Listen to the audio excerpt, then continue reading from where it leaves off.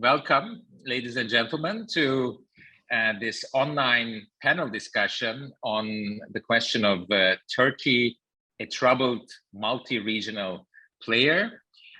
This is an event organized by the Austrian Institute for International Affairs in Vienna in cooperation with the Austrian Defense Ministry. The session is recorded and you're all welcome to pose questions.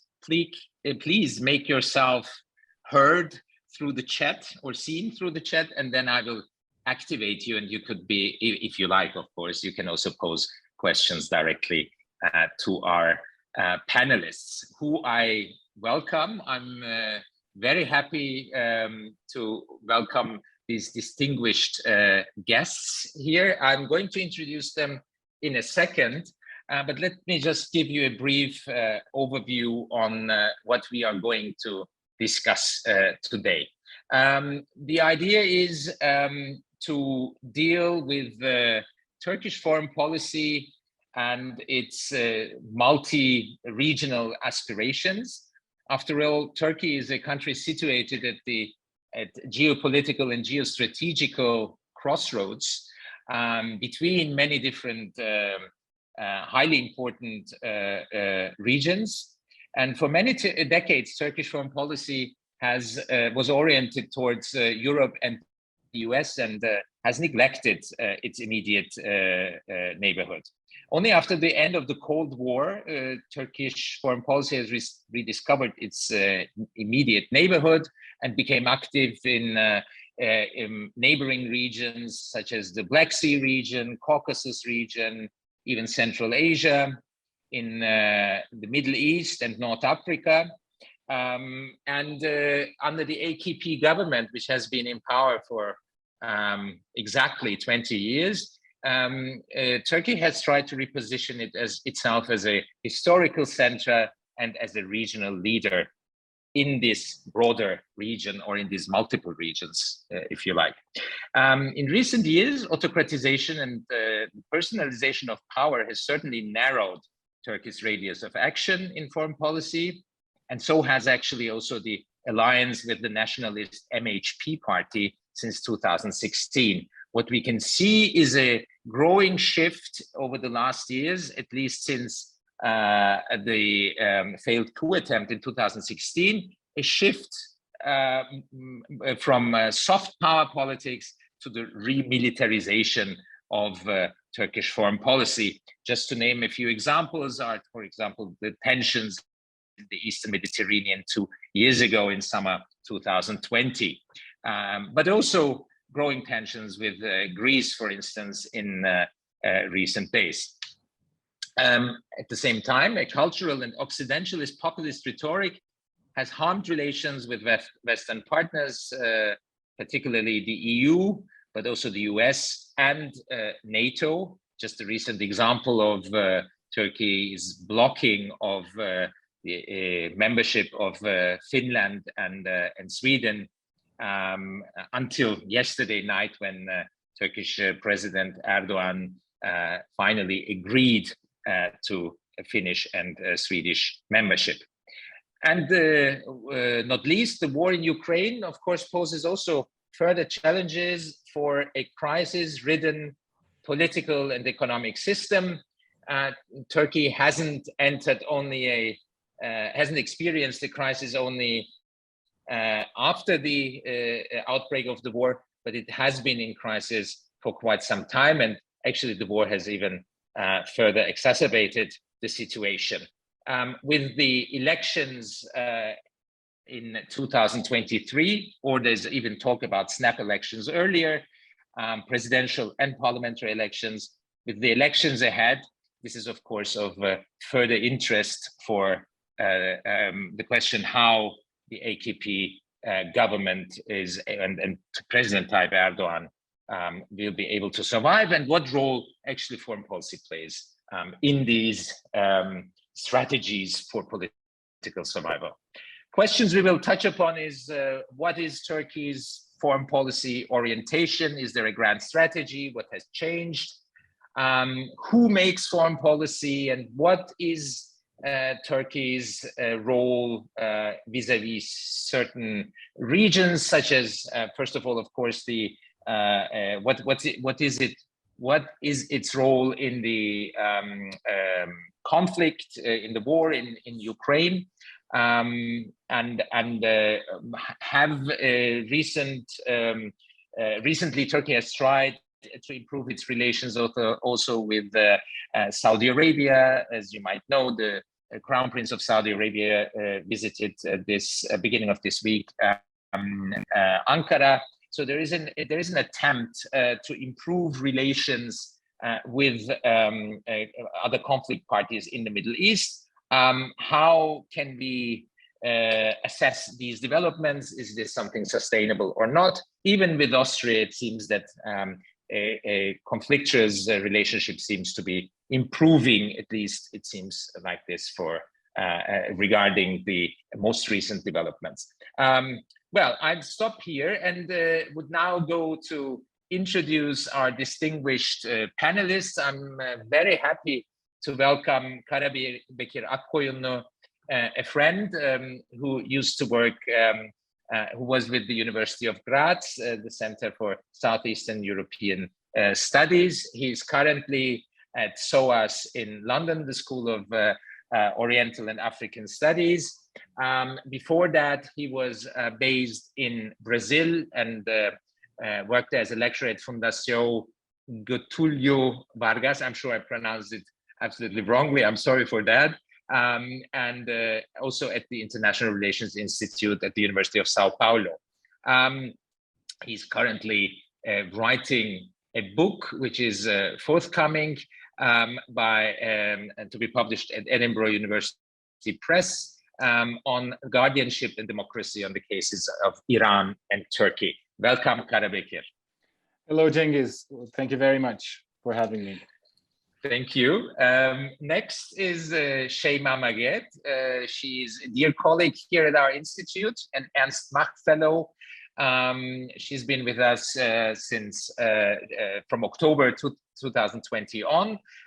She's at the same time an assistant professor at the Faculty of Economics and Political Science at Cairo University, and she completed her PhD at Sciences Po in Aix-en-Provence in France. And her research interests are international relations of the Middle East, Turkish foreign policy, Turkish-Arab relations, and the perception of Turkey in Arab societies. Hi, Shayma. Thank you so much, Cengiz, for having me on board. It's great to have you on board. Thank you. Next is Hürcan Aslı Aksoy, Deputy Head of CATS, the Center for Applied Turkish Studies at SVP in Berlin. She was a research associate before that at the chair of Middle East Politics and Society at the University of Erlangen, Nuremberg in Germany, and before that, a junior visiting fellow at Institute for Human Sciences here in Vienna. Hi, Aslı. Hi, thank you for inviting me, Cengiz. Thank you for having me. It's great that you're with us. And last but not least, Marina Vorontnyuk, an associate fellow at RUSI, the Royal, oh, now I'm in trouble. The Royal, help me out. Royal United Services Institute for Defense and Security Studies in London. Thanks for the invitation. Thank you for having me. It's great to have you. I'm sorry. She held, she's working on security developments in the Black Sea region, Russian, Ukrainian, and Turkish foreign policies, and the Russian-Ukrainian conflict. And before joining to RUSI in January 2021, she worked as a researcher at the Center for European Neighbourhood Studies at the Central European University in Budapest, which recently moved to Vienna. Hi again, Marina. Hi everybody. As mentioned earlier, this is to the audience. Please, if you have specific questions, write them into the chat. We are happy to pick them up in the Q&A session. I think this is a rather casual format where it's like an exchange between colleagues, and we are happy to include also our audience into this exchange. Karabekir, can I start with you? What is, in your view, Turkey's grand strategy in foreign policy? Is there a grand strategy? First of all, I think you meant Turkey. Yes, sorry. Let's please keep up with the times. Does Turkey, and I'm joking, of course. We will not force anybody to say the name of the country in our own language. I think it's a better question to ask whether Turkey has a grand strategy. And to answer that question, I think we need to actually start from another question that you have mentioned earlier. Who is making foreign policy in Turkey? Because based on that, rather enigmatic sort of answer to that enigmatic question, we might have a sense of who is driving foreign policy and what do they want out of it. And that, of course, has gone through a significant amount of change over the past decade. If we look at Turkish foreign policy, we look at, and analysts who look at Turkish foreign policy talk about twists and turns, paradigm shifts, restarts and resets. These have been the common sort of concepts.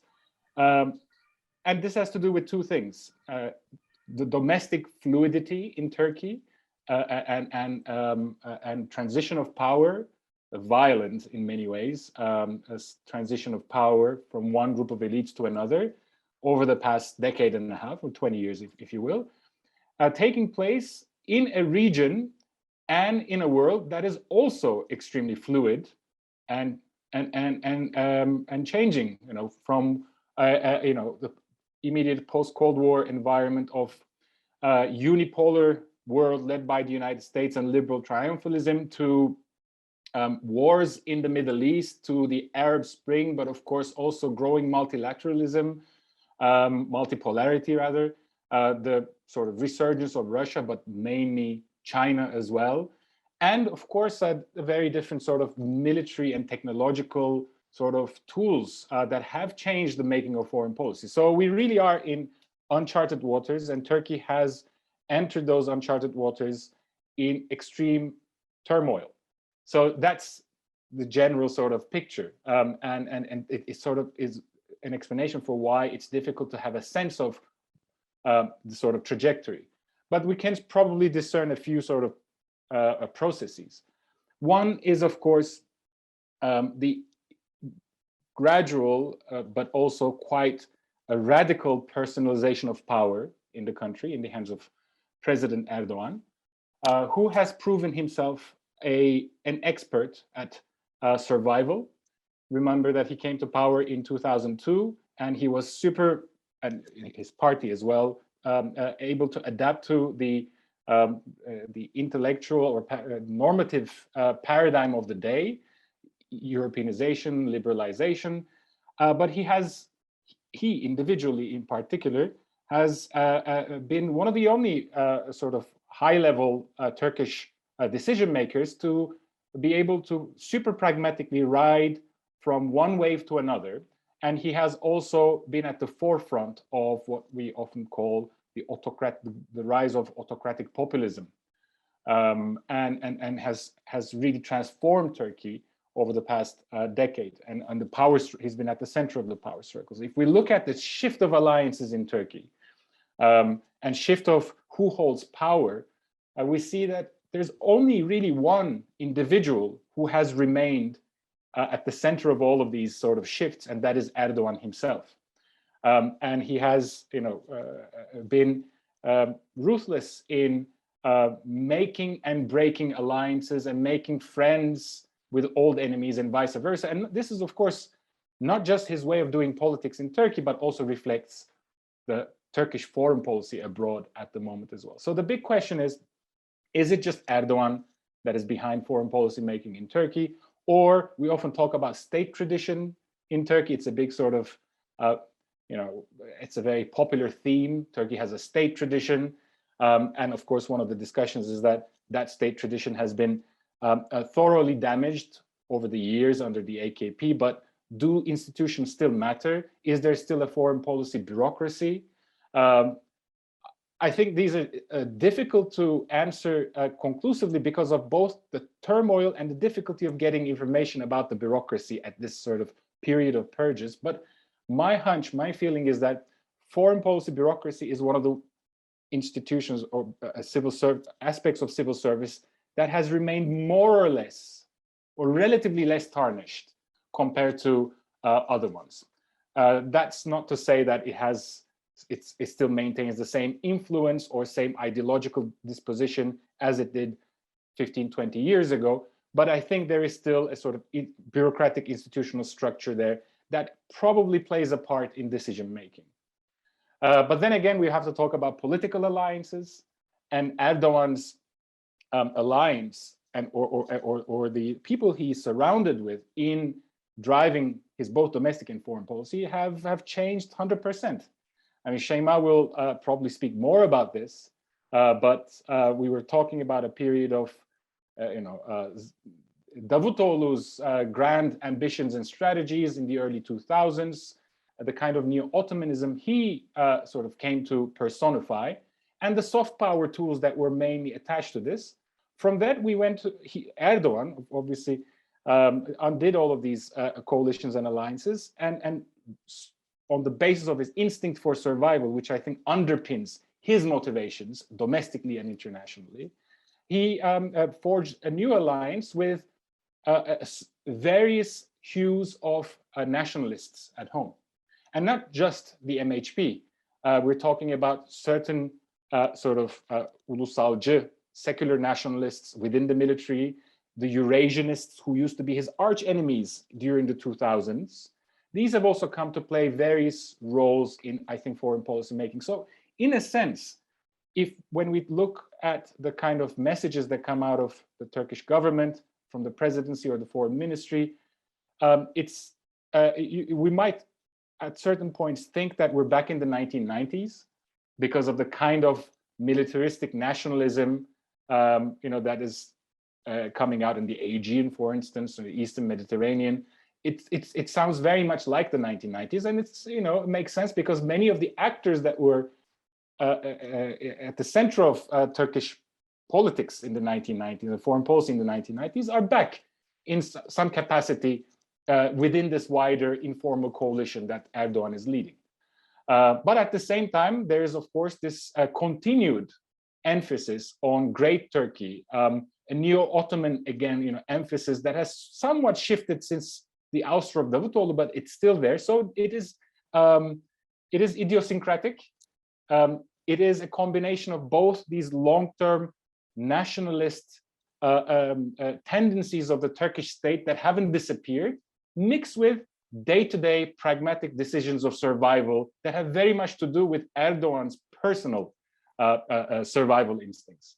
So if I were to look at the politics in the Aegean, for instance, I would say it's a mix of both the old sort of Turkish nationalist tendencies, but also Erdoğan's own day-to-day interests, whether it's the elections or anything else. But if we were to try to make sense of the 180-degree turns, let's say, towards Saudi Arabia, I would really explain it on the basis of ultra-pragmatic survival instincts for Erdoğan, which really means that anybody who's an enemy now or framed as an enemy now could be an ally tomorrow, and anybody who looks like an ally today could be an enemy tomorrow. So I think we need to factor in these multiple dimensions and multiple sort of complexities that involve Erdoğan as an actor, Turkish state institutions, this informal coalition that he has built, but also the regional and global dynamics. So it's not an easy feat. No, thank you. Thank you, Karabekir. I will change the order I agreed on with you before and continue with Aslı, if that's okay with you. Aslı, would you agree? What is there no strategy at all? It's just about survival? Can we term it as something like opportunistic foreign policy that is mainly driven by domestic and international interests, or is there something more to it? I agree with Karabekir that there is not a grand strategy, Because if we would have it, then we wouldn't see the zigzags in the foreign policy moves of the president or of the state. What I would like to, I mean, Karabekir mostly concentrated on explaining these shifts from the domestic perspectives. I would like to zoom out a little bit on the regional level, so that we can also continue with Shayma probably afterwards. This changes, this unpredictability is not a unique phenomenon of Turkish foreign policy, because if you look at the foreign policies of other regional actors, such as the Saudi Arabia, United Arab Emirates, and yeah, if you want to, you can also include Israel and Egypt.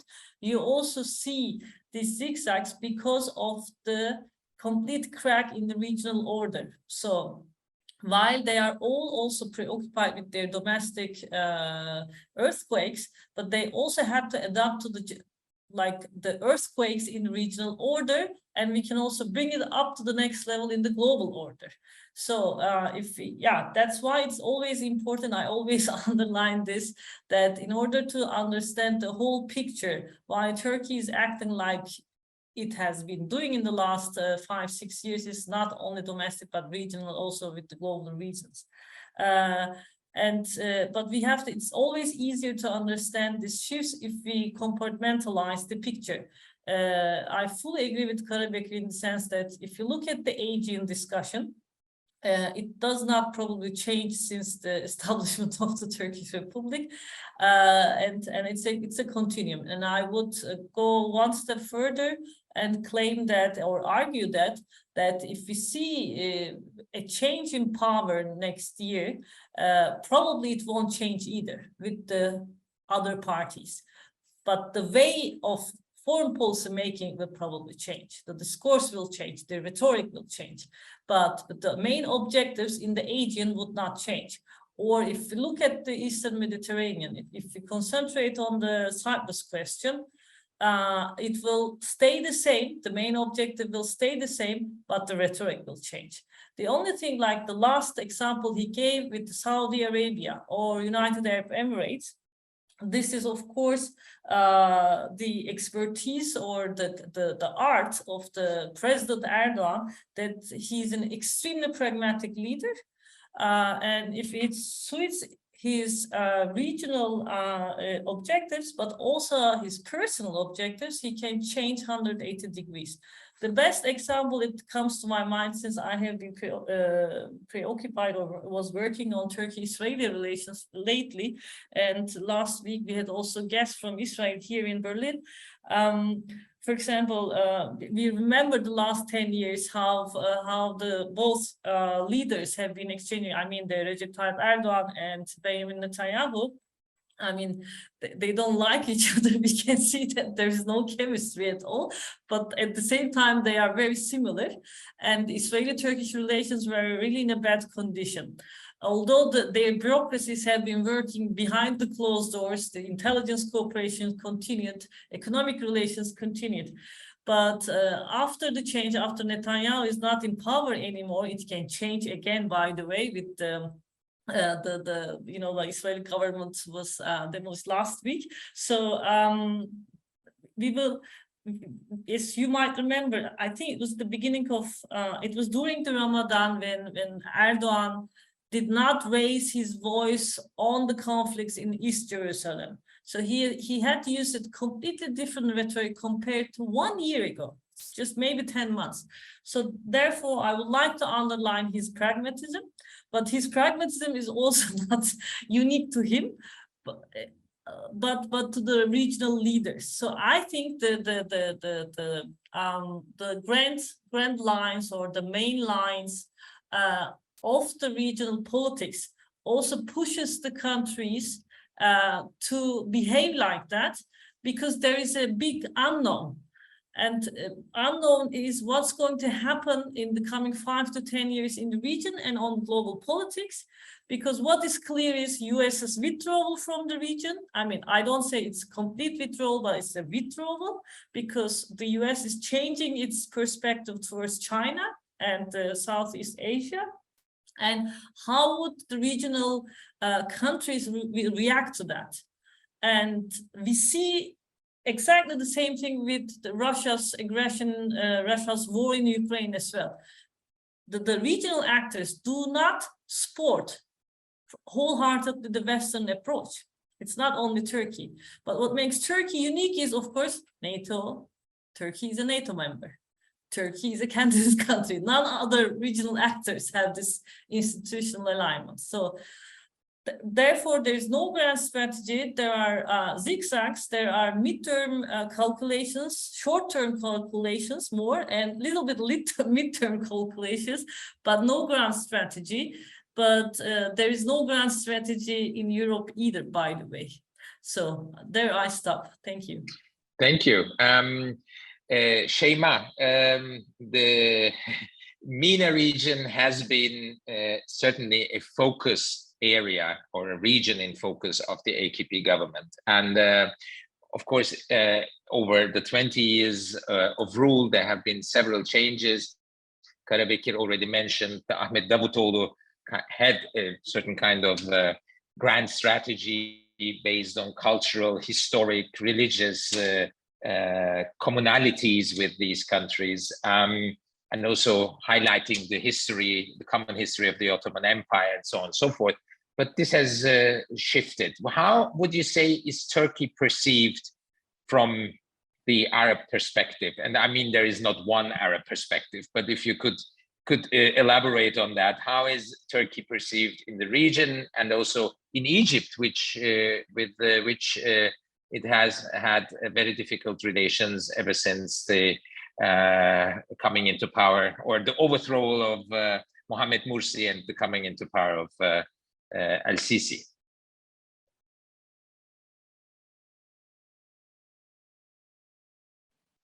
You're sure, muted. I agree with Karabekir and Birjan about their analysis of Turkish foreign policy in general, that we talk about sort of changes in discourses that are always conditioned by the context, either on the national or the international level.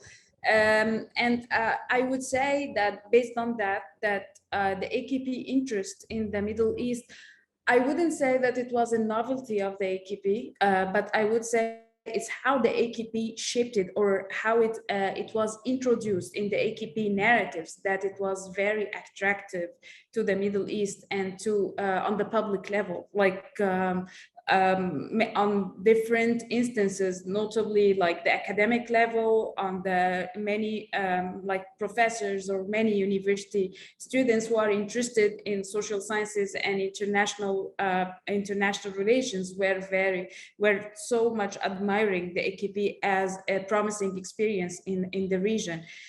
Also journalists in Egypt and in many other Arab countries, especially in Gulf countries, started to be interested in studying the AKP as a very innovative model in the region. That's the beginning of the AKP rule. So the idea of the AKP's interest in the Middle East wasn't a new thing, but it was formulated and introduced as a novel tool of the AKP.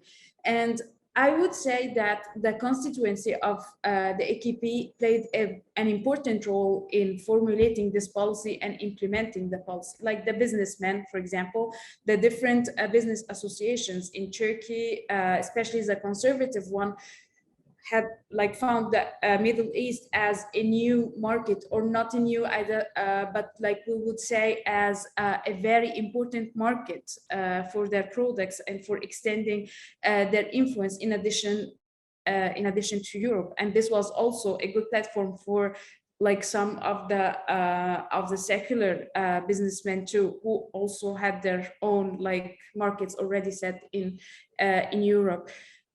But like when we start to talk about changes happen because of the instability of the rulers of the national like context in many Arab countries and in Turkey too.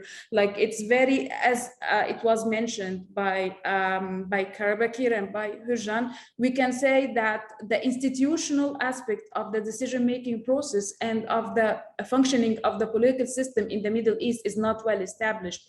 That's why there is an instability. That's why we would say that any change that happens, any contextual change, I mean, that happens on the regional or national level, would completely shift the narrative and the calculations of the leaders in their foreign, especially in their foreign policy.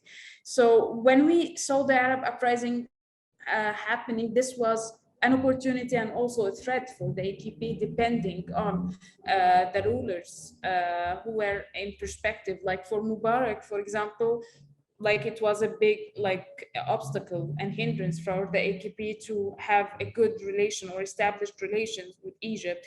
Similarly with in Tunisia and in other countries where we find that the presence of a strong Islamic opposition was a good opportunity for the AKP to have like-minded leadership to whom they can speak and like have this complementarity and the idea of having the regional complementarity and having the integration, the economic integration perspective, and all these synergies that the AKP was projecting in its discourses on the regional level, like how we can make a market where we have complementarity between products between Arab countries, where Arab countries provide oil for Turkey in exchange of Turkish products that would go to the Middle East, which is one of the two Arab countries, I mean, which was one of the main discourses that were adopted also by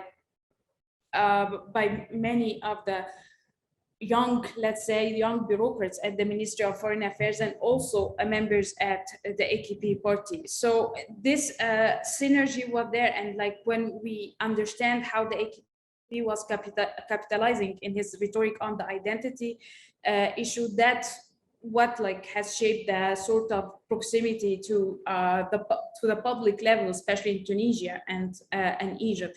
But when we go to other countries, like to Gulf countries, for example, the AKP didn't find that this sort of public revolutions or protests would lead to something that would be very much productive for the AKP rule, which explains why the AKP, for example, wasn't too much assertive towards the revolutions that were happening there, and took a conciliatory position vis-a-vis the Shirtum that were in this region. So on the leadership level, there were like diversity of interests that we can say the AKP was trying to manage how it would position itself. Like most of the bargain, in my point of view, was on Morsi, the Muslim Brothers regime in Egypt, and then that would be supported also by Al-Ghannouchi or Al-Nahda's rule in Tunisia. But like and that's how we see that the overthrowing of Morsi introduced a big shock to the Turkish regime, not only because like he missed a partner on the regional level, but because it was kind of having a sort of resonance to what is happening on the national level in Turkey. Like the idea of the secular Islamic opposition or confrontation was still haunting the ruling regime in Turkey, and saying that we are threatened in that way. What happened to Morsi can happen to us, and like what we saw in the Gezi Park, like the Gezi Park was one of the protests that were really threatening for the ruling regime, and like that was one of the alerting messages that the AKP got when he received the news of Morsi's overthrown, Morsi's elimination from power. So here the interest for consolidating the rule was more present and was more emphasized in the AKP's rhetoric, which meant that the AKP had to adapt his rhetoric to what is existing in the region. Like for instance, even though he had some troublesome relations with Sisi in Egypt, this changed afterwards because this rhetoric couldn't sustain itself, and it had to change because of circumstances were changing. Like it's no longer like Morsi's return to power or the Muslim brothers come back to power wasn't something that is achievable or realizable. So he had to have a sort of rapprochement with Egypt because it was very visible, like how the support for Egypt from Gulf countries, the main economic partners for the AKP, was a big incentive for the AKP to try to consider the relationship with Egypt, and also the case of Libya. So also the Mediterranean. So all of these were events that were really decisive in shaping the AKP's rhetoric, even if it turned towards a more nationalistic rhetoric, but it's a rhetoric that is adapting to also what is happening on the national level, and it's trying to catch some support from the constituency, but still projecting a continuity in the foreign policy in the region with regard to like the country's interest for and investments and security and all of that. But how these interests are pursued, it depends on the regional context always. Okay, thank you. Maybe we can say that there was a moment of a more ideologically driven foreign policy conception, at least towards the MENA region, and that this has been also replaced by more realist realpolitik, so to say, and other interests, domestic, and shifts also in the international and regional scale that have been impacting Turkish foreign policy. My question, Marina, would be, before we get to Turkey's very awkward stance towards the war in Ukraine, before getting to that, I'd be interested. I mean, how had these regional engagements, and also accompanied by quite a culturalist, anti-Western rhetoric, populist rhetoric of President Erdoğan, accusing not only leaders but also targeting European and Western societies, and how has this affected Turkey's, so to say, Western anchor? Is that because that used to be the stronger engagement in the Middle East was under Davutoğlu, at least, kind of sold as an arrow policy. You know, the more impact you have in the region, the more you are also kind of sitting on at the table with the big powers, because it increases your importance. Is this still something that is valid, or has Turkey lost its kind of influence in the West? And how is it? Maybe you could also refer to NATO, because this is a very recent example. Thank you very much, Cengiz, and thanks for having me. And I hope to be useful in terms of my Turkey-Russia, Turkey-West expertise. And your question came already charged, and since I share those sentiments that you've expressed, I'm likely to develop the concerns, saying that Turkey found itself now post-February 24, when Russia re-invaded Ukraine, because of course it was not the start of the war, it was re-invasion, and the war is actually on since 2014. So Turkey found itself at a critical juncture, and all of us, or many of us, Turkey watchers, were thinking that now it's the time when Turkey needs to reconsider, or basically to make a definite choice in terms of, okay, we are siding with the West, for example, because we are all aware that it probably would be a too far-fetched statement or assumption that Russia has ever been a real effective alternative to Turkey, for Turkey. Even though President Erdoğan was toying with the idea sometimes, saying that it's not the West only where Turkey is anchored, and Turkey enjoys a strategic depth and has a range of other important partners. And just to remind, Russia has been a top-tier strategic partner for Turkey, despite the fact that Russia is at confrontation with the West since 2014, or even earlier, we can say. So yeah, just to reply to a question, I don't see this shift really happening after 4 months of this re-invasion, because many would have argued that Turkey would need to, re-anchor itself in the West because it's its vital strategic interest. And of course, many of us sighed with relief yesterday when Turkey withdrew its objection to Finland's Sweden's membership in NATO, because it was, we probably expected that Turkey would not really be completely obstructionist, but still we've seen the obstructionist position of Turkish government in this realm. And at the time when we all understand how important or pressing is to see NATO revitalized and strengthened, this position of Turkey has been very noteworthy. And I think this is the indication of all this. You mentioned it, you termed it as awkward or erratic foreign policy approach that Turkish government displays at the moment. So there is no real alignment in how Turkey and the rest of the alliance perceives the Russian threat. So despite the fact this is one alliance, and despite the fact that I would argue that Russia poses a very significant threat to Turkish vital strategic interests in the Black Sea, but also in a larger neighborhood. We've seen them competing or even openly confronting in Nagorno-Karabakh, in Syria, in Libya.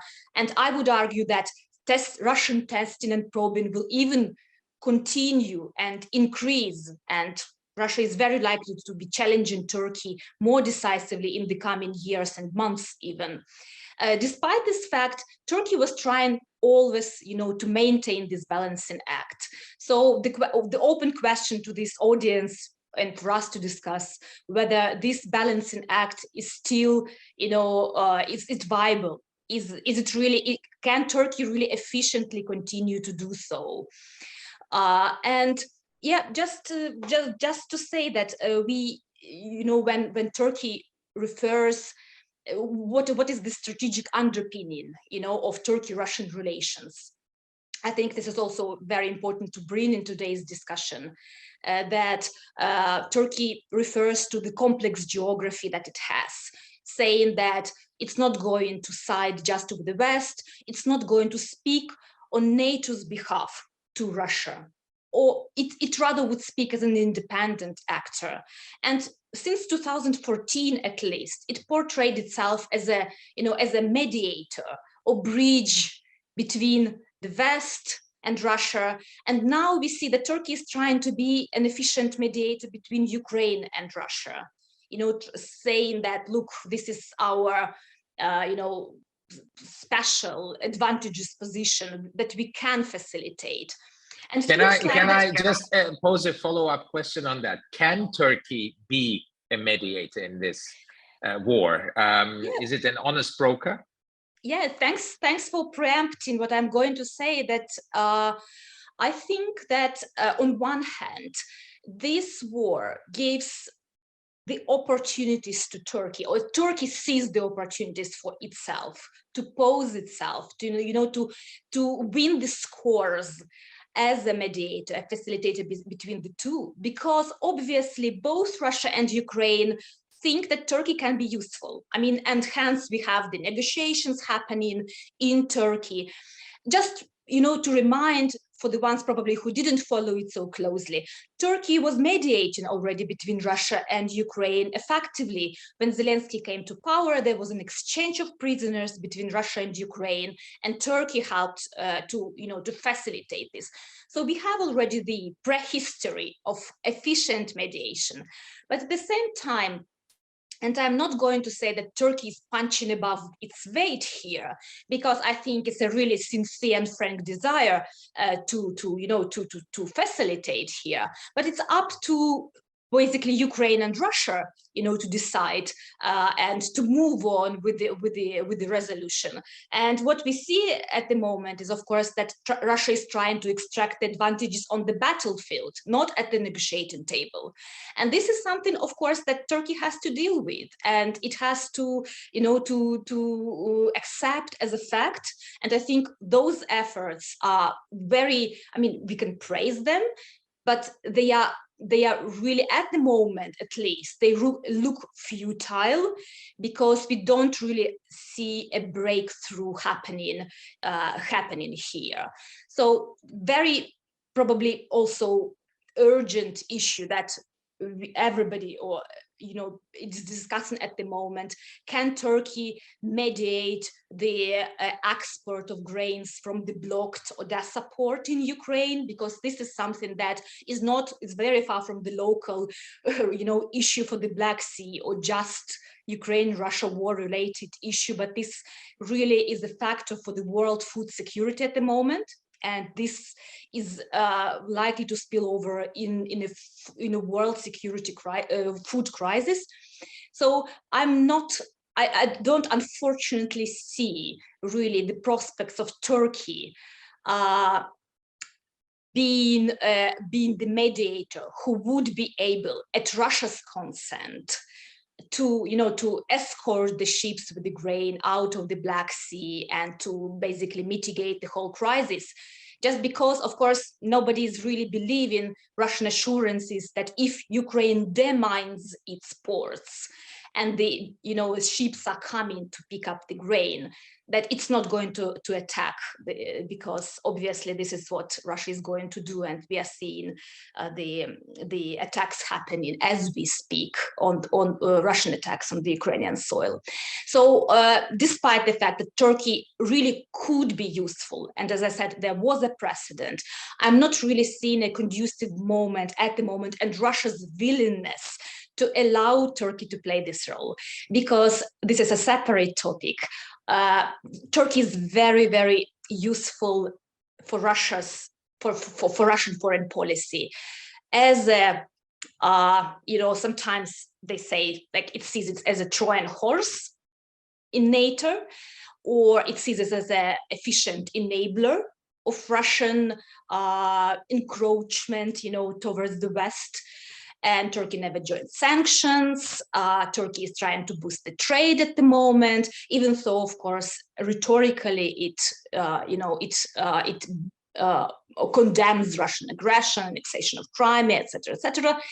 So, but at the same time, Russia is very likely to continue to use Turkey as a leverage against the West, and this is something that I'm afraid is not finding proper understanding in Ankara at the moment, that balancing is probably pragmatic and prudent to a certain extent, but at a critical juncture like now, Turkey might find itself, if it sides with Russia more definitively, it might find itself, that it will backfire.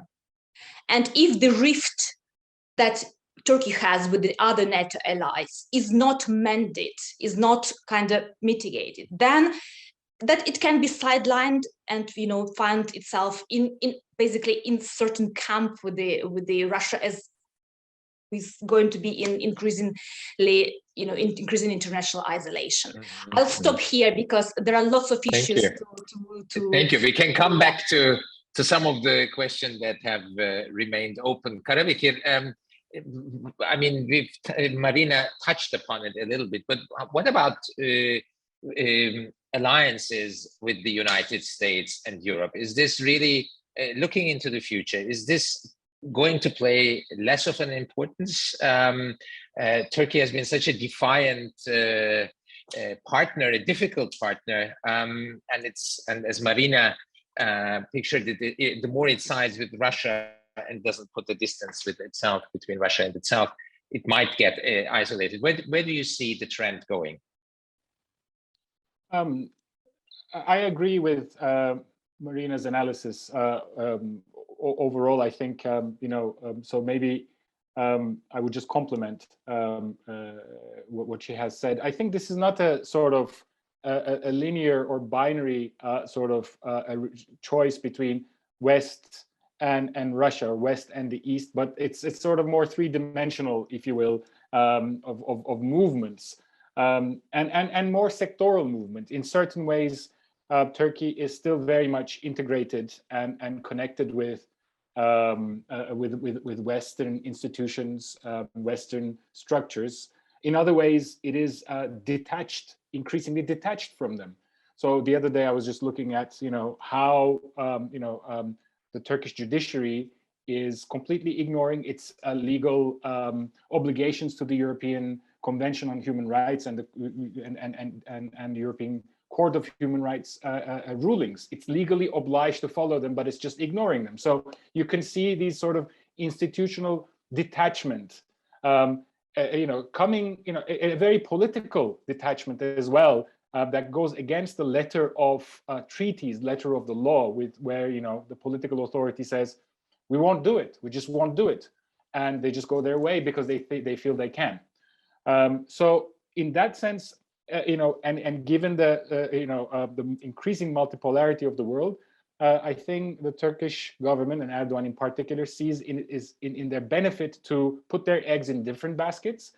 Definitely not remove all of their eggs from the Western basket. It is still the biggest basket. Or if you want to make a more sort of relevant analogy, if we can think about this entire sort of trilogy as a type of matryoshka, Russian doll, where Turkey is the sort of smaller doll, Russia is slightly larger, but the West and NATO, including the United States, is the largest one. So Turkey has its differences with NATO and uses Russia to leverage against it, but it also has its historical, geopolitical, strategic differences with Russia, and it needs the biggest doll, NATO, to leverage against Russia.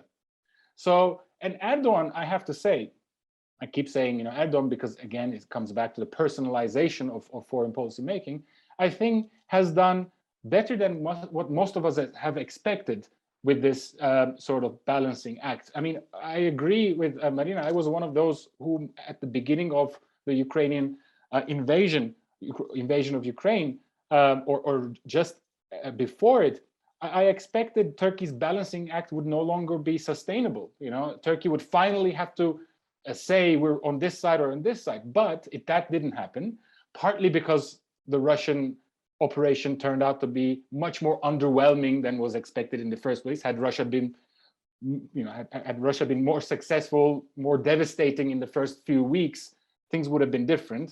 Then we may have had Turkey, in a position of choosing. That didn't happen. And all of a sudden, Turkey actually found itself strategically more important for both Russia and Ukraine, both Russia and NATO. The thing is, it has hit such a sweet spot that nobody's really happy with where Turkey's standing, but nobody is willing to antagonize it further so that it doesn't go away towards the other side. And Erdoğan is, I think, taking full advantage of this situation. So, it has been trying to unlock the sale of fighter jets from the United States.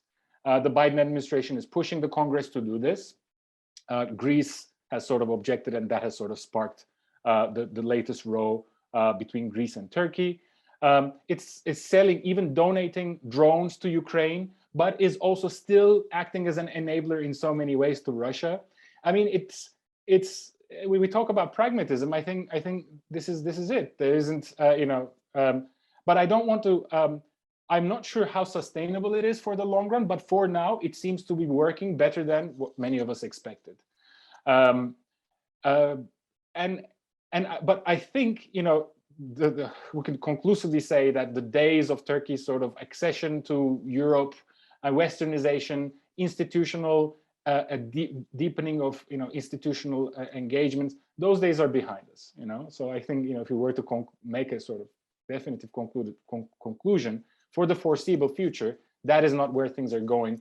Not just because of this government in place in Turkey, but also because of Western identity crises and its own internal divisions and crises and actually insular turn.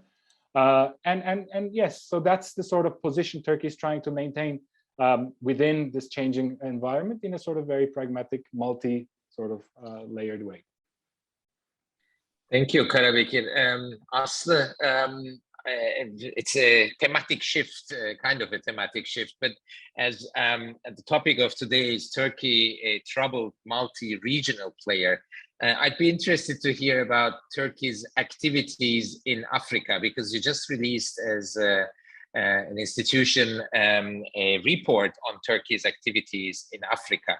Is this another act of kind of balancing, or a balancing act of kind of trying to not only being oriented towards one region, but multiple regions? And another question related to that is, what are the drivers of Turkey's Africa policies?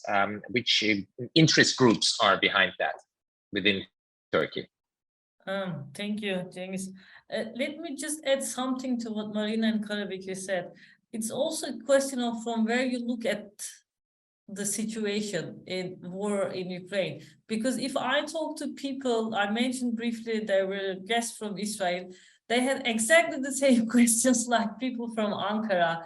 Why shall we not do balancing act? Because both countries have interdependencies with Russia as well. I don't go into detail, but outside of if you look at the situation of the crisis from outside of the West, there are other questions that are relevant for actors.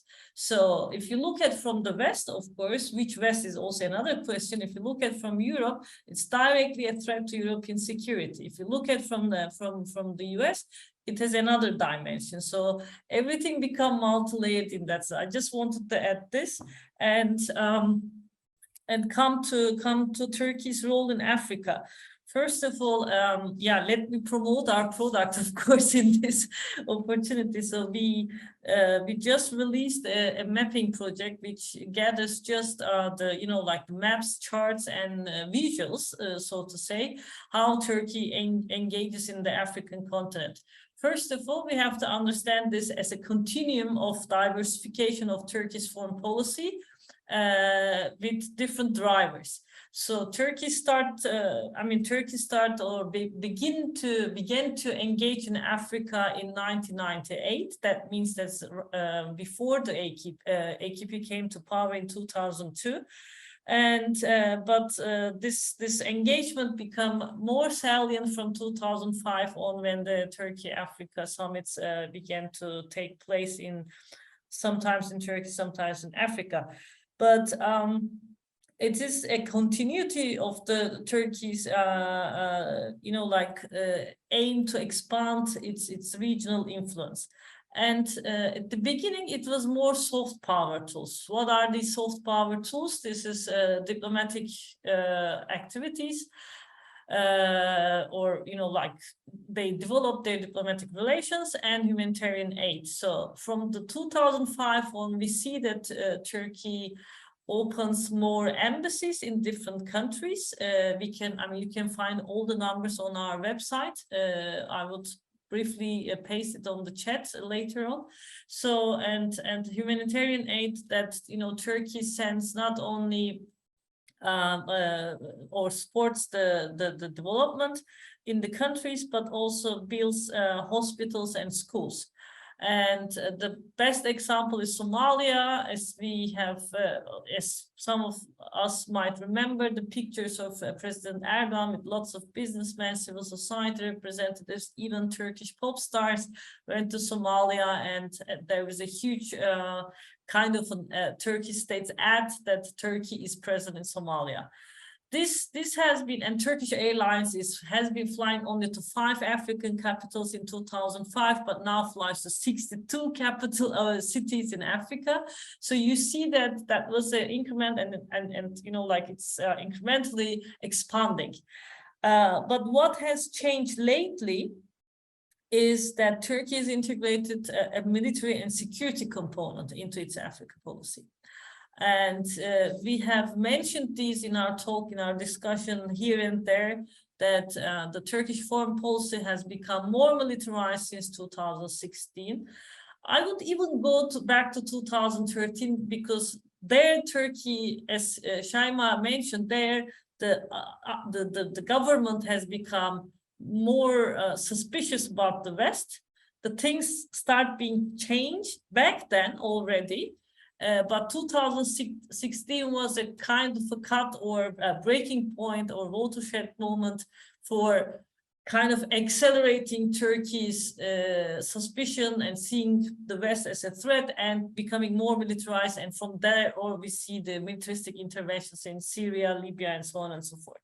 So going back to Africa, the military engagement we see in Africa is, of course, the military base in Somalia. This is the biggest one that Turkey has. And also Turkey is present in Libya. On the top of it, Turkey has been trying in the last 2 years, kind of closing security cooperation with different African countries. And it's quite important because if you have a military and security cooperation, then of course you introduce the Turkish military industry into this equation. And since we all know with the Syria crisis, with the Ukrainian crisis, Turkish drones are quite successful and comparatively cheaper than the American or Israeli ones, and more successful than the Chinese one. And it has been proven on the ground. So the African states are interested in purchasing Turkish drones, and it has kind of also alarmed some European capitals, namely Paris, for example. We remember maybe also the feud between Macron and President Erdoğan. And I don't think that there will be no change after if we take. I mean, if we think of a scenario that Turkey becomes completely Western ally again, and you know, like acts according to the Western rules and you know, like objectives, but still the things will not change in Africa because this is an important opportunity to diversify its alliances and engagements, but. After we have been, you know, like showing all these dimensions of Turkey's engagement, like economic engagement, military and security engagement, humanitarian aid and development and diplomatic, so 4 dimensions of it, we see expansion in the last 10 to 15 years. But compared to the traditional powers like China, the US, and the whole EU, Turkey is still a minor actor in Africa.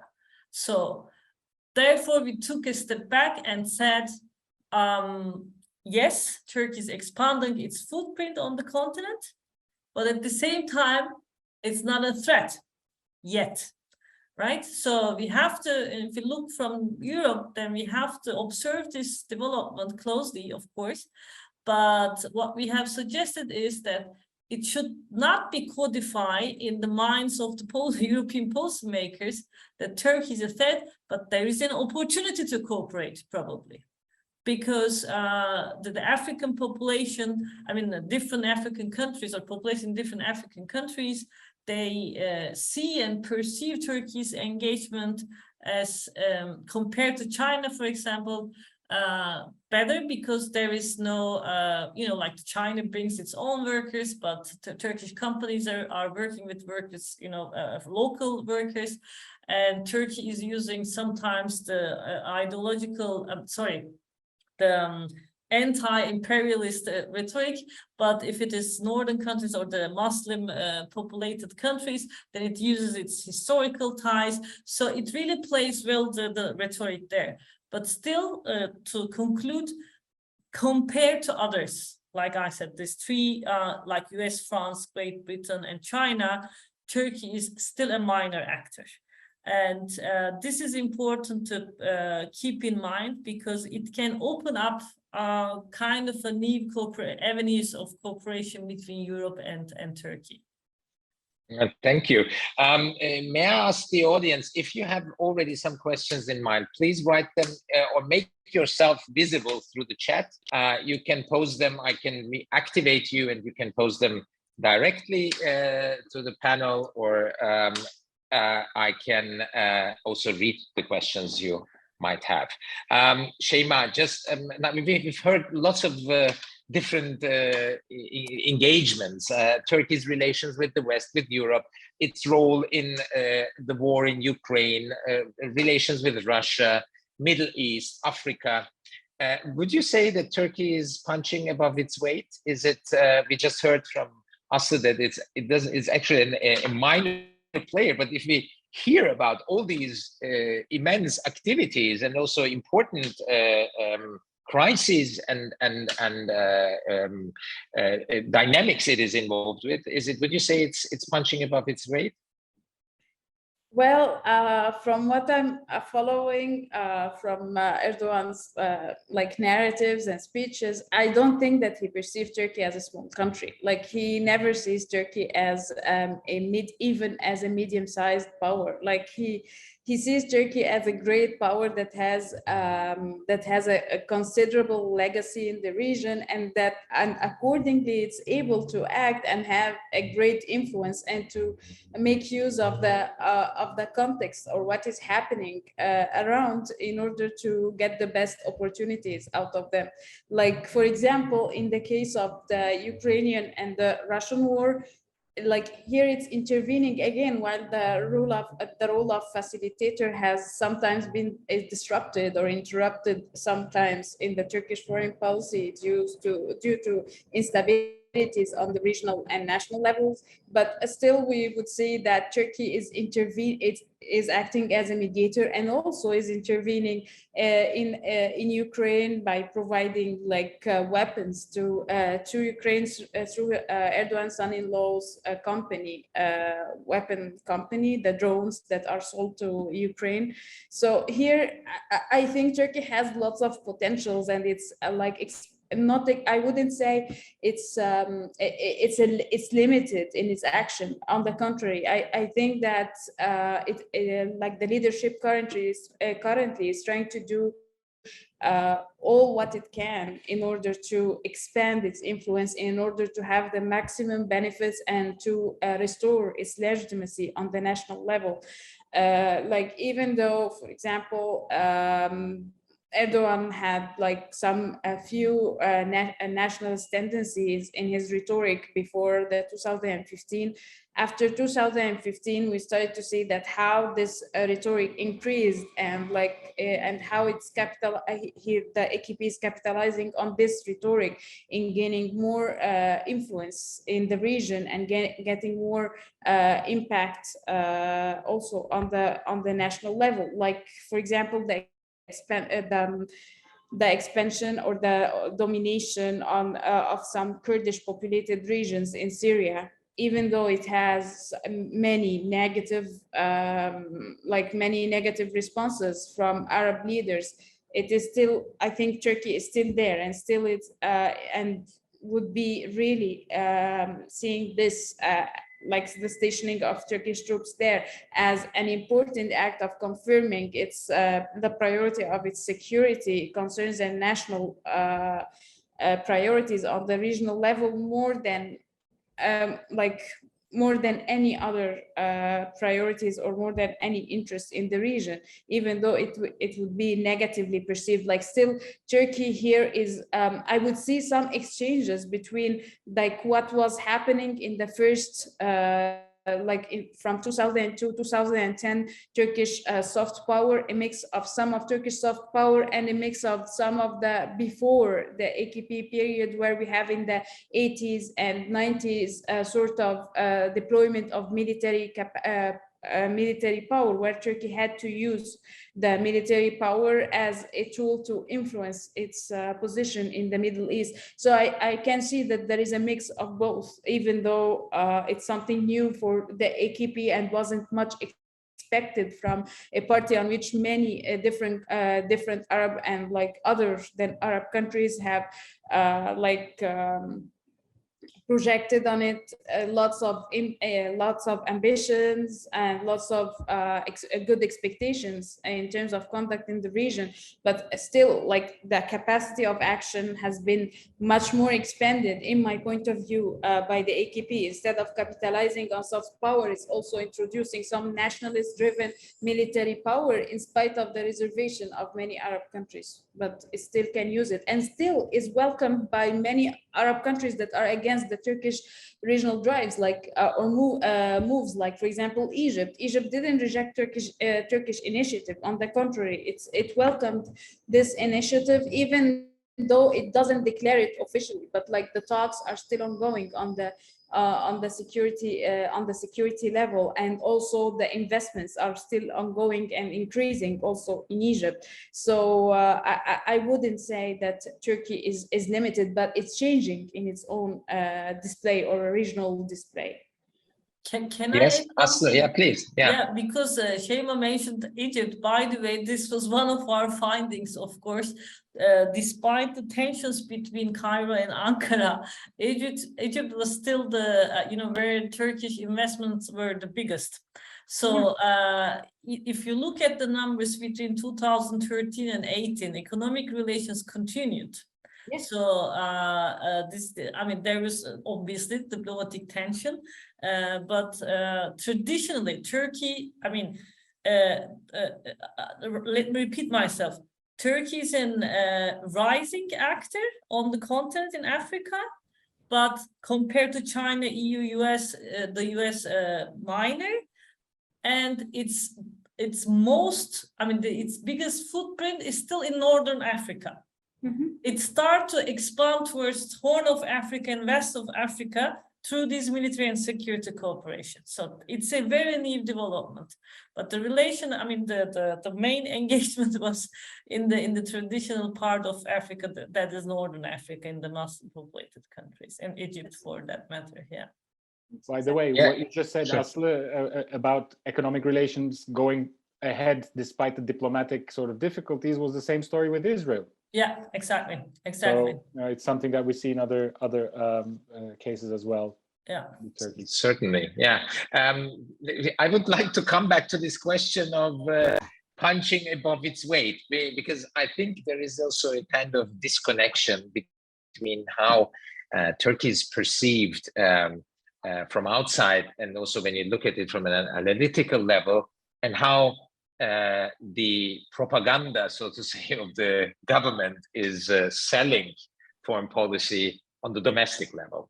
I think many people in Turkey, because of media coverage, think that Turkey is one of the most decisive global players, and this is at the same time again pushing the government to go even further, I'd say. So it's a kind of vicious circle.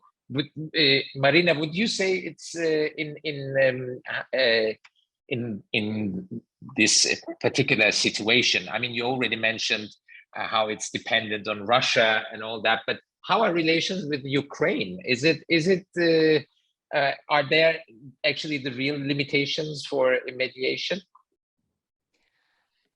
Well, it's a complex question, and let me also, react to what I've heard from the colleagues as well, because there were some interesting observations there as well. Talking on Turkey-Ukraine relations, I agree that Turkey has been of huge assistance. And it was everywhere in the headlines how effective this defense cooperation, for example, has been. And primarily, I think the attention has been to the use of Bayraktar's drones on Ukrainian battlefield. And just to say that this defense cooperation, of course, is not happening overnight. It has preceded this active re-invasion phase. For example, just in 2018, more than 10 defense agreements were signed between Ukraine and Turkey. So for you just to have the sense that it was a really, flourishing relationship. At the same time, I think it's also important to see that it was not really, some experts would say that Turkey was trying and was becoming more assertive vis-a-vis Russia, that this increased defense cooperation with Ukraine was a proof of that, according to them. And I would say that this was probably an overstatement. And I don't really see that Turkey was trying, to play this dangerous brinkmanship with Russia. Of course, saying that, of course, okay, we sell drones to Ukraine, but also we sell drones to Azerbaijan, and we sell drones in Central Asia as well, so trying, to say that basically what we are doing is commercial, so it was never presented in a way openly, at least, that Turkey tries to match up the assertive Russia's position in the region by its increased assertive stance too. So it was always presented, at least rhetorically, formally, officially, at a different level. So that's why I think we have to keep this in mind, that yes, there was very important defense cooperation between the Ukraine and Turkey happening, and Turkey has been instrumental in many realms I've mentioned already. But for example, also important invoking Montreux Convention after the war started now, and not allowing Russian non-Black Sea fleet to enter but at the same time, the same provision applies to the NATO non-littoral state ships who cannot enter the Black Sea now, and reinforce NATO's positions. So that means that Turkey is trying to play the role of gatekeeper. And so we see the old Turkey's position actually continuing. It doesn't want to see NATO's increased presence in the Black Sea. It still maintains that the security needs to have a regional ownership in the Black Sea. Even if we have a Russia that is dominating, that is tipping the balance radically, militarily in its favor, Turkey still keeps to maintain that the security needs to have regional ownership here. So I think this is the drastic difference that Ukraine and Turkey have at the moment, the perception of Russian threat, of course, and that Turkey and the Western allies have at the moment. And if I'm asked also to highlight in one sentence, what is the major difference in how Turkey sees the war, what is happening in Ukraine and Russia's actions.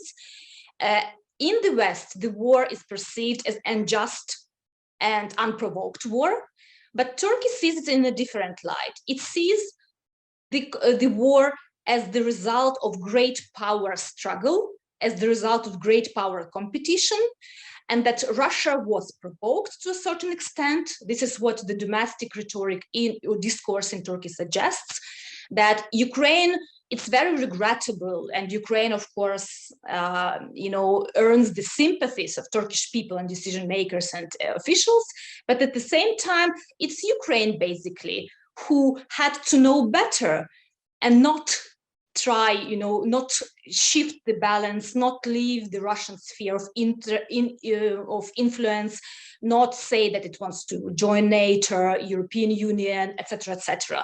So this is the rhetoric, and I think this is the basic difference in how Turkey and Ukraine, Turkey, and the West perceive what is happening in the region. So to reply to your question, also punching above the weight, capacities that Turkey has, I think that certainly, at least in the region that I know the best, the Black Sea, Turkey has much more leverage than it at presently utilizes or has appetite to utilize.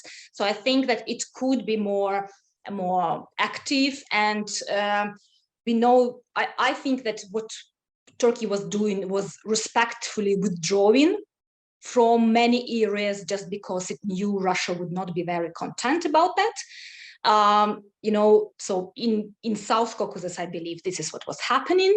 In Central Asia, I believe Turkey was also not really trying to, shift the balance in its favor, because this is also where Russia's positions are very, very strong. This is changing now, actually, also very interesting to discuss as we see Russia being bogged down in Ukraine. I see that Turkish government is trying to actually intensify contacts there with Uzbekistan, with Kazakhstan, visits, defense agreements, trying to boost the trade, trying to see what are the untapped potential niches are. So, and trying to see where it can be alternative for China and Russia in the region. So yeah, this is a complex question which requires complex answer. I think there are leverages, there are capacities. We have to bear in mind, of course, the domestic economic crisis that Turkey is experiencing, has to cope with. So this is also a major limitation. But at the same time, I think there is a certain, I would call it self-deterrence that Turkey is displaying in terms of how it behaves in the region that it perceives to be Russian backyard. So self-deterring, trying not to provoke, not to antagonize. So unless this approach changes, and I don't see this changing in the foreseeable future, I think Turkey will try to maintain this balance, because yeah, I agree with Karabekir that so far it looks even sustainable to a certain extent, that it's even gaining some bargaining chips because of this position. So I don't see that Turkey would be really using those leverages to its greater benefit, unless we talk about really, some trade ties, but not really, getting a very strong footprint in Ukraine or in Central Asia or in South Caucasus. I'll stop here. Thank you so much, Marina. Aslı, you want to say something? And I just take the opportunity to remind the audience, if you have any questions, we have entered into the Q&A session, so to say. Just pose a question. If you have a question in mind, please pose it. Yes, Aslı. Before joining the seminar, I was looking at my previous notes from my academic life before joining the SWP.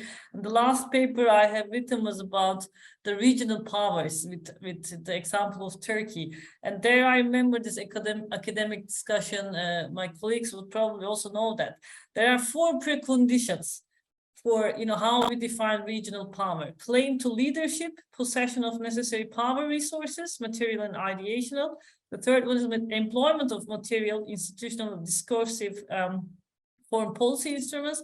And the fourth one is acceptance of leadership by third parties. So it's sometimes really easier to look at the academic literature that really methodologically puts and then looks at it. And if we look at the claim to leadership, check. Possession of necessary power resources. I mean, military power, definitely. Material power compared to the other regional actors. If you look at the Black Sea, the Balkans and Caucasus and the Middle East, it has, check. The second one, the third one, employment of material, institutional, discursive foreign policy instrument, check, check, check. More or less, we can of course compare it depending on the region as well. The fourth one, acceptance of leadership by third parties. It can be discussed. So, and when I was writing, it was back 2017. So it's been 5 years and lots of water. Yani suyun altından çok, pardon, köprünün altından su geçti. At any rate, the thing is, I think it's lots of water have run under the bridge. Is that correct? Yeah. I'm not sure if it exists in English, but the thing is, Turkey is definitely an important regional actor, but it's not the one. So I think it's important to keep that in mind. Of course, we can challenge this as well, but I was just, there are crises that challenges Turkey. And there are also domestic factors like the economic crisis, the crack in the elite. I mean, there is many clashes within the country and in the region, in the neighboring region of Turkey. Karabekir. Yeah, thank you. I think I agree with the general sentiment, and I would like to also say that I don't think Turkey is punching above its weight. The fact that its foreign policy discourse is militaristic, or foreign policy has more militarism at the center, doesn't necessarily mean it's trying to conquer its neighboring countries and create a new literal Ottoman Empire. And the internal political discourse, I think, should be taken with a grain of salt, there the objective is very different. It's consolidation of support. It's giving a certain worldview framework for the constituents. That doesn't necessarily translate into the making of foreign policy. I think Turkey indeed went through a period when it was definitely punching above its weight, and that would be the early years of the Arab uprisings, when it really felt and was actually egged on by the West to think that it would be the new model for the entire region, the Turkish model and all that, and especially in the conflict in Syria, but also the coup in Egypt. Those ambitions came tumbling down, and it took a long while for the Turkish decision makers to come to terms with that a debacle. I think Davutoğlu never really realized it, never really accepted the defeat. I think he was more ideologically committed to his project than Erdoğan, for instance. So he was taken out of the picture. But ever since then, and then there was a period of paralysis, which could be called, I think, the advisor to President Erdoğan, Ibrahim Kalın, has called precious loneliness, which there was nothing precious about. But thereafter came a moment of reckoning, and Turkish foreign policy with its new partners went into a much more sort of, I think, realist conduct of foreign policy, much more limited objectives. Even if Turkey opens its hand with a high hand in its bargaining, its aims are generally more moderate. Look at what's happened in Syria, from turning the country entirely around, getting rid of Assad. Turkey is concentrated in a much more limited way in northern Syria, and doing so with the acquiescence of Russia and the United States, more or less. So I think in that sense, Turkey is not punching above its weight. But I think there is something else, if I can have a couple of more minutes, that I think maybe we should talk about, as someone who's obviously primarily concerned about the future of Turkey as a democracy under rule of law with human rights being respected. What does all of this mean? What does all of these transformations mean for Turkey, mean for Turkey's future? And in that sense, I'm worried, because Turkey being, conducting a more sustainable foreign policy, and especially taking advantage of these crises, and specifically Erdoğan making himself more indispensable to regional and global actors, also gives him, yet another free check to do what he will at home. Turkey, and Turkey's democratic future has been sort of abandoned by its Western counterparts. Europe is preoccupied with the refugee crisis, and Erdoğan has instrumentalized it. So that's that. What happens in Turkey, however the Turkish government treats its own citizens, or what's happening with the millions of refugees that are now in Turkey, is Turkey's concern. Just as Britain is exporting its rubbish to Turkey, that's how Europe is now exporting its own problems to Turkey, and Turkey is the dumpster in that sense. But the country is boiling, and Erdoğan is allowed to, in a sense, do as he will, because he becomes indispensable. Now, from the Western perspective, Putin is the big, evil #1 monster. So Erdoğan is, fine again. And listen, this is a very sort of opportunistic type of switch in discourse that we also have encountered time and again in the West, despite these normative suggestions and assumptions. And I'll give you one example, and it's not necessarily the symbol of European normative sort of discourse, but I'll give you an example from the German tabloid Bild. When Turkish drones were very effective in Nagorno-Karabakh, Bild ran a story about them, about Turkish military influence there, and called these drones the killer drones. In Ukraine, again, the Turkish drones being very effective, there was another story on Bild, which this time referred to these drones in the headlines as weapons of hope. They're the same drones used for same pragmatic purposes by the government, yet all of a sudden they went from killer drones to weapons of hope. So this kind of instrumentalization of Turkey in the West also worries me as a Turkish citizen who cares about the future of their country. I think that's something that I just wanted to put out there as a fallout from all of these things that we've discussed. Thank you so much. A very important point you raised. We're almost out of our time. We just have one comment. Maybe any of you wants to react to that. Michaela writes, I have one comment. It's not a question. Turkey's hesitation in admitting Sweden and Finland to NATO was positively received by some parts of the population within the EU and within NATO. I have heard that in many conversations, because not everyone sees further NATO enlargement to the east as a step towards de-escalation, but as a further provocation of Russia that increases the nuclear threat. So in that case, it was welcomed by some that Turkey had an important voice in this regard. Whereas I think Turkey's rejection or blocking of the membership of these two countries wasn't based on the argument that it was further escalated. It was more based on the fact that the Turkish government accused these two states of giving shelter to PKK terrorists and of having too lax of a policy towards what Turkey considers a political threat. So does anyone, yes? Yeah, I think it's true in the sense that if you look at the far leftist and far rightist constituencies of European societies, we have this tendency of kind of NATO. I mean, the statement NATO provoked Russia. It finds sport within the different European societies. That's for sure. And I was following the German discussion, obviously.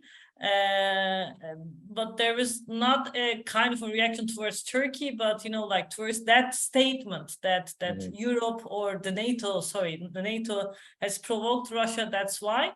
And if you look at the leftist and leftist parties statement, German leftist party, the Linke, for example, we have to keep the diplomatic channels open. There were also different groups within the Social Democrats in the power that is also supporting that kind of argument.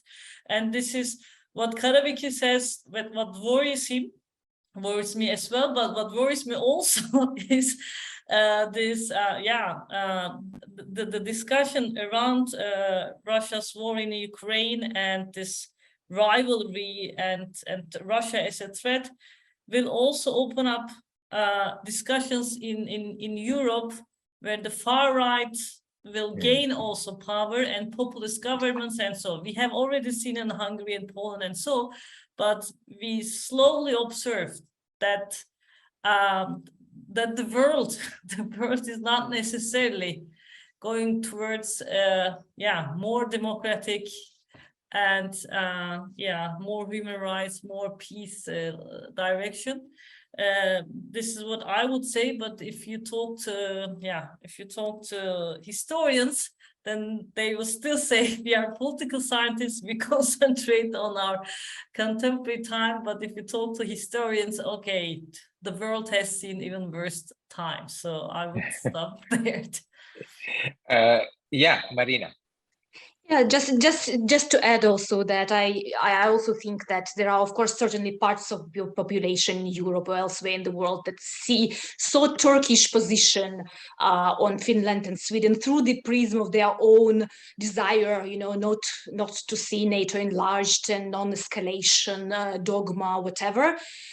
Even though I agree with you that the formal, or the argument was different that Turkish government advanced, but in the same time, I think that the polls that we see in Europe, that there certainly has been, let's say, support for this enlargement, and that's also very, very important to understand that. I believe the majority of population still saw Turkey trying to get some kind of dividends and bargaining chips, you know, in this discussion. Many see Turkey as a troublemaker, probably not so far as a real, you know, guarantor of European security order as it stands, you know, not to escalate, not to provoke. So yeah, I think that there was a reputational also loss here as well for Turkey, even if in the end we luckily, fortunately, have the agreement as it is. Yeah. Thank you. I mean, there is still much to discuss. I wanted to touch upon the question of Turkey's perception as a continuous troublemaker. When anything happens in Turkey's neighborhood, it's usually Turkey to blame, at least in the Western perception, when it comes to crisis with Greece, the tensions in the Eastern Mediterranean, which is and I wanted to question whether this is true or wrong. But another question we couldn't touch upon is the question of anti-imperialist sentiment in Turkey and how strongly this impacts Turkish foreign policy making. We know from there is also this debate, Aslı, you mentioned, among the European left, or some parts of the European left, resonates also with what some people in Turkey would say. They buy totally into this argument that it's actually the West provoking, it's Western imperialism that has provoked Russia, and Russia is just defending itself. This is also a strong line of argument in Turkey, you can hear there. Unfortunately, we don't have the time to address all these things. There are lots of topics still to be discussed. Thank you so much for sharing your thoughts and ideas and opinions in this format with us. And taking the time. Thank you also the audience for bearing with us. It's a rather unusual hour at 3 o'clock in the afternoon, and still we got an audience. But the advantage of these online formats is also that we have a recording which we will put online and also distribute through our social media channels, and you're all invited to further distribute them, of course. So thank you so much, Karabekir, Aslı, Marina, and Shayma, for this discussion, and looking forward to further discussions in different formats. Thank you. Thank you. Thank you very much, James. Thank you. Thank you, James. It was a pleasure. Bye. Bye. Thank you.